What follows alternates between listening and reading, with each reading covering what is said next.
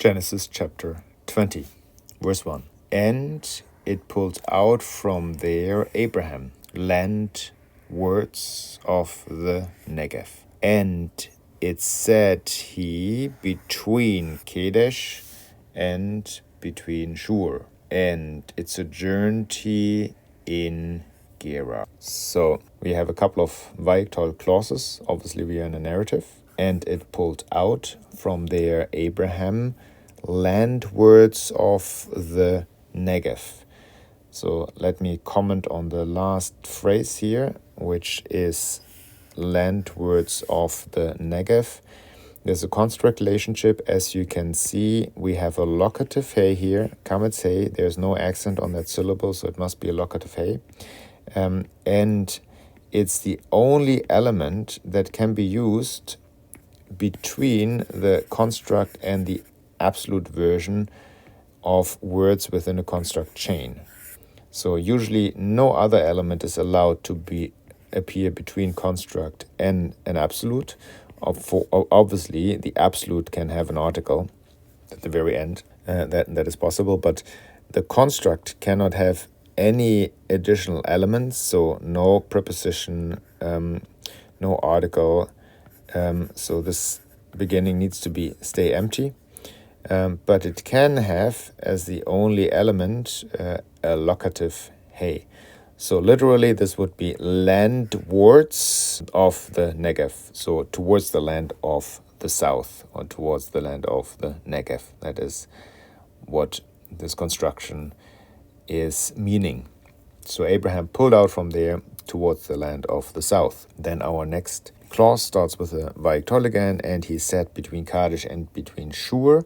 In English, we would just use one time the preposition. He sat between Kadesh and Shur. In Hebrew, we repeat the preposition between Kadesh and between Shur. And he sojourned in Gerar. You see here also the literary device, Gar and Garar.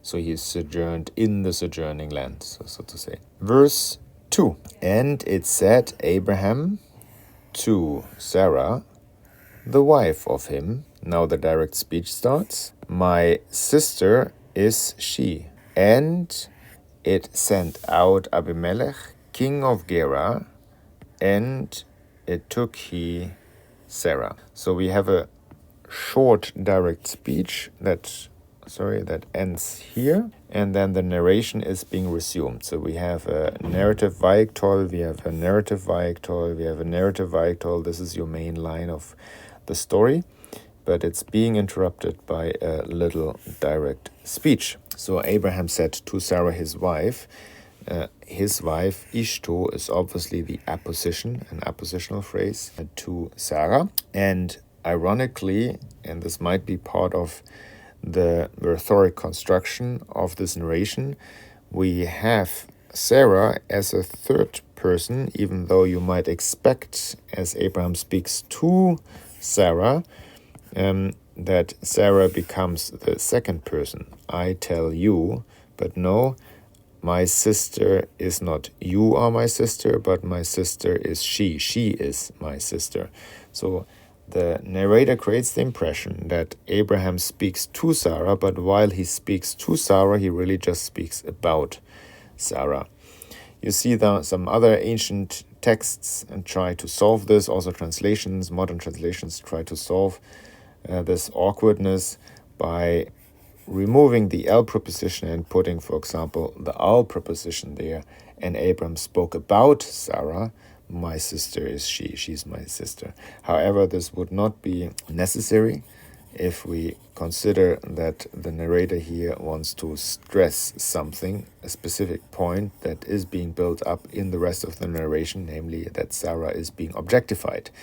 Sarah is not receiving an active role in this narration, even though she is at the center of all the actions that take place. Then the narration is being resumed with Vayishlach, and it sent out Abimelech. We have our subject here, king of Gerar. Again, this is our apposition to Abimelech. And he took Sarah. Verse 3. And it came God to Abimelech in a dream, by night. Let's stop here. Ha-laila, what I translate as by night, would literally be the night. Right here you see the article, the night. However, it should be rendered by night.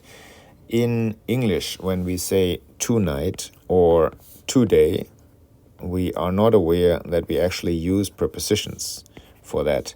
Instead of the preposition to day or to night, Hebrew uses an article. So if you want to say today, yom would be day, it would be ha yom. Or Laila, so Laila night, but you want to say the night or tonight, you would use an article. So instead of the preposition that we use in English, the preposition to, Hebrew uses the article ha. Okay, so God appeared to Abimelech in a dream at night or by night. Vayomer lo, and he said to him, now the direct speech starts, behold, you are dying over the woman, which it took you, and she is being beulat, that's a participle passive kal, so you might have recognized here, participle passive kal, and she is being married to a husband. You see a construct relationship is built here, namely being married of a husband. So if you would want to do it literally and resemble the construct relationship. But in proper English, she is being married to a husband. Okay, you see with hine, the direct speech starts. And whenever you see hine, it's usually at the beginning of a direct speech. It's an attention drawer. Behold, you are dying. So here a participle of mut. You are dying over the woman, and then a relative clause starts, which you have taken, and then and she is being married to a husband. Verse 4. And Abimelech not approached towards her, and it said he, my lord. And now you see an interrogative hey, so we have a clause starting here. Whenever we see an interrogative hey, we don't translate it. Just at the end of the clause, we raise our voice in order to trigger that question function. A nation, also a righteous one, you kill. So we have Vaiktol here, mainline narrative text, but it's preceded by a clause that has Avimelech fronted and no Vaiktol. So we technically don't have here the main line of the narration. This is, however, something how many Bible translations, modern Bible translations render it nevertheless. They treat this first part of verse 4 as part of the main line of the narration, but this is not the case in the Hebrew text. So in the Hebrew text, you could translate this nicely in the following way. And God entered, and he said, and then comes the direct speech, what he's saying, and then comes, and by the way, Abimelech did not touch her. And then we resume the main line of the narration. And Adonai said. By the way, in English, it would be somewhat awkward to use a preposition for the word karaf, to approach. So to approach her, we say in English. So the word approach requires a direct object. However, in Hebrew, karaf is a word of movement. Therefore, we are approaching towards her. Verse 5. Again, an interrogative. So a word that we don't translate, we just raise our voice at the end of the verse. Not he. He said to me, my sister, she. And she, also she said, my brother, he. In the perfection of the heart of mine, and in the innocence of the hands of mine, it did I this. Or, in proper English, did not he say to me, my sister is she, and she, even she said, my brother is he. In the perfection of my heart and the innocence of my hands, I have done this. You see here the redundant use of third singular feminine forms. She, and she, also she said, my brother is he. Verse 6, and it spoke to him, the God, in a dream. Also I know that in the perfection of the heart of yours it did you this. And I withheld also you from sinning against me. Therefore, not I gave it to you to touch towards her. Let's zoom into the details. We see here an article being used for God, and it's said to him, the God. Articles are usually being used to, in this case, to refer to an activated participant. So the article now tells us this is a God that we have heard about already earlier. This is obviously the God who appeared in a dream here in verse 3. It's this Elohim. This Elohim we are referring to, and therefore we say Ha Elohim, this God, or the God. And it said to him, the God, in a dream. You might argue that this is an article with virtual doubling, and if you argue that way, you are morphologically correct. This could be read like in the dream, but morphologically is also the possibility that we have the full vowel of the Katef vowel being reflected in the vowel underneath the Bet, which is a typical part of the morphological rule set of prefixing. So both ways could be possible, in the dream or in a dream. Then you see again the redundant use of personal pronouns, and I. Also I knew. We don't need this really, but obviously the narrator wants to stress the I also know, in contrast to you assume that I don't know, that you have done this in the perfection of your heart.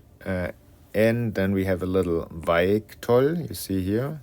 And I withheld also you. Again, you see here the redundant use of the personal pronoun, God stressing or matching the accusation of Abimelech. She said, I know, from sinning against me. Therefore, not did I give it to you, or did I not allow, not I allowed you to touch towards her. Naga, to touch, is a word that in Hebrew is a word of movement.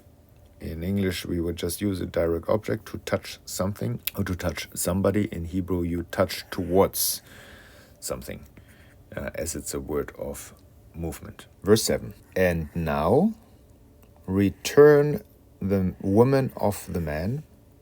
Yeah, a prophet he is, and it prays on your behalf he, and live. And if there is a non-existence of you returning, know that dying you die, you and everything which for you is. So obviously this is a rough reading, at least in English. In Hebrew, order of the words is different to what we would have expected in English, so we would have to reshuffle a couple of words in English. So let's have a look here again. And now here we have a hifil of shuf, an imperative hifil of shuf. So it's not to turn, but return. Yeah. So now return, and now we have the direct object following, namely eshet ha'ish. So literally the woman of the man, or the wife of the husband, if you consider the context. So, and now return the wife of the husband. And then we have a key clause. So obviously we have an opening here. Key is an unambiguous clause opener. Yeah, or in the context for. Why do you return? For a prophet is he. He's a prophet. And then new clause. And he prays on behalf of you. New clause here again. You see here an imperative of chaya being used. And live, new clause. And if, you see here we have a nominal clause, and if there is not you returning, the way how I like to translate in as a negation of a nominal clause, or in a nominal clause there's a non-existence of, because that always works, but it might sound weird. So really, if you want to turn it to more proper English, and if you do not return, it's an elliptic clause, so we obviously miss the direct object here. But the direct object, ellipsis, can be obviously imported from the previous clause, namely the woman here. This is the implied direct object for that clause. And if you do not return the wife of the husband, the new clause starts with da, with the imperative da.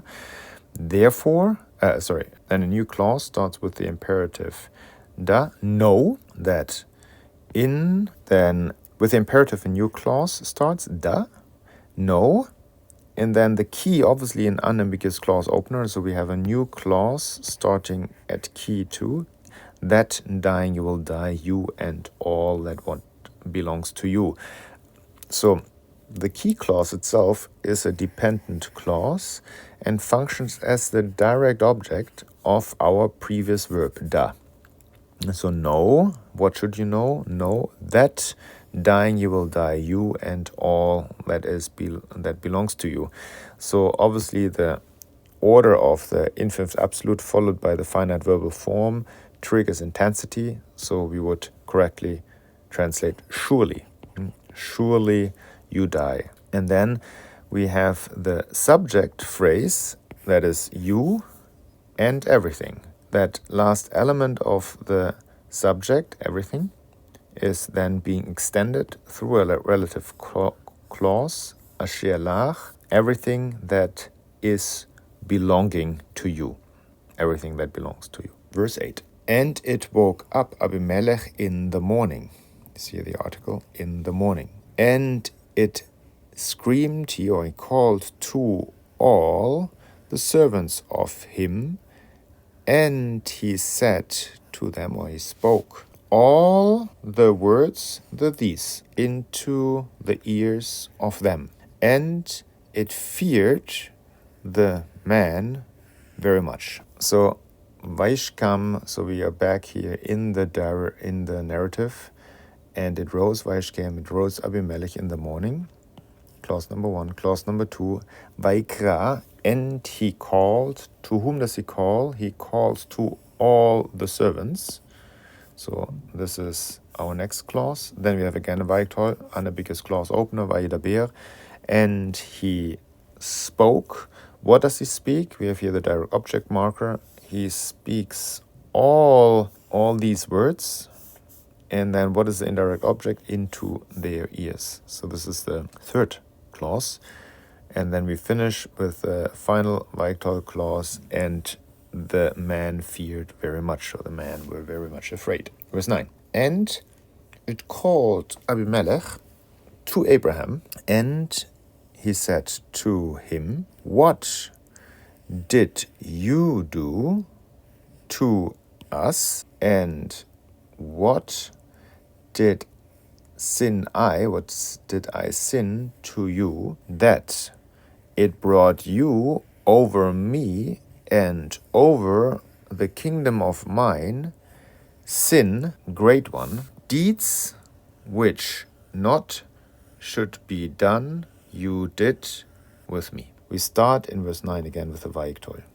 Vaikra Avimelech le'Avraham, so predicate, subject, and indirect object. Vayomer, and he said to him. Now the direct speech starts with the interrogation. Interrogative pronouns always start a clause, unambiguous clause openers. What did you do to us? So what would be our direct object? You do what? Direct object. And then we follow with a new interrogative clause. And what did I sin to you? Then you have a key. Key always unambiguous clause opener, so you know the clause starts here, the previous clause ends before key. For you brought over me and over my kingdom. And now comes our direct object of what did you bring? you brought chata'a gedula, a great sin. So this is our direct object, a sin, a great one. You see here the attributive use of the adjective, and then the clause that continues here ends here. And then we have an ambiguous clause opener, or basically ma'asim participle can function as anything, therefore it is ambiguous. But we know that a new clause starts here. Why? Because our bo predicate has already fulfilled all its necessary requirement. That means an indirect object plus a direct object. So the next word, the next noun phrase, does not fulfill any syntactical function anymore in the veta clause. Deeds, asher, new clause opener. Let's use another color here, which not are being done. And then this clause of the ma'asim is being resumed here. You did with me. So deeds or actions you did to me, which are not being done. So the relative clause, the asher clause, interrupts the main clause, which is then resumed with the predicate asita. Obviously, as you can see, we have fronting. The direct object is being fronted. Verse 10. And it said, Abimelech to Abraham, what you saw that you did the thing, this. What did you see that you did this thing? That's what Abimelech is asking Abraham. Again, Vayiktol starts the clause, and then we have another unambiguous clause opener, ma, what did you see? Another unambiguous clause opener, key, that you did this thing. Valence is here important. You see that the word dabar, as you know, can mean word or thing or matter. However, the word asa is not a word, it's not an action that is of linguistic nature. Instead, compared to, let's say, speak, write, read, asa is just a non-linguistic action word, or an action word does not involve linguistic utterances, writing, reading, or speaking, and therefore dabar turns into matter or thing, that you did this thing. Verse 11. And it said, Abraham, yeah, I said, only surely or only there is a non-existence of fear of God in the place, this, and it kills me they over the matter of the wife of mine. So So Vayiktol, narrative is resumed, and Abraham said, key clause opener, yeah, I said, Rak opens a new clause, if there is a non-existence of fear of God. So you see here we have a construct relationship, yirat, fear of God. In this place, you see the attributive use of the demonstrative pronoun, so this place, and they kill me over the matter of my wife. Verse 12. And also, truly, my sister, a sister of mine, daughter or father of mine is she. Only not the daughter of mother of mine. And she became, you see a Vayiktol, it's a little story, a branch narration, and she became to me a wife. The construction haya li le isha triggers she became a wife. She became my wife. So also surely, and then you see we have to tackle a nominal clause here. My sister, daughter of my father is she. So we add the word is in English. And then let's go to verse 13. And it happened, and was, when ka'asher is a compound word with k and asher, and best would be to translate it as when. And happened when it made me wonder, to make wonder, it made me wonder, to make me make air me, it made wonder me, God or gods. Actually, this is a plural, so we should translate here the morphological plural also as a semantic plural. It happened when the gods made me wander from the house of my father, and I, you see here, Vaiktol, a little branch narration, and I said to her this. Well, and I said to her, and now a new clause starts. You see, I was hesitating because this is an ambiguous clause opener.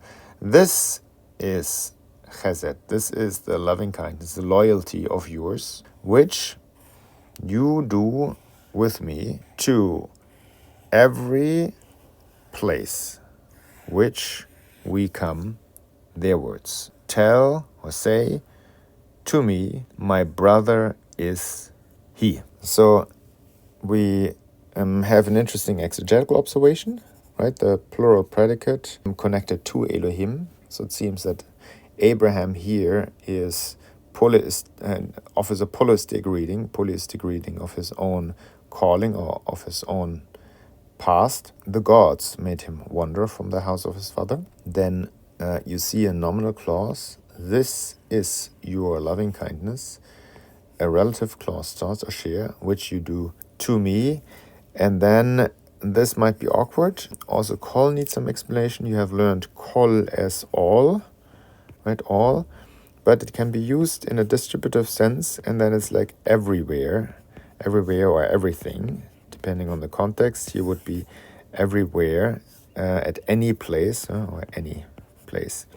So, do to me this loving kindness, to or at, in English we would say at any place.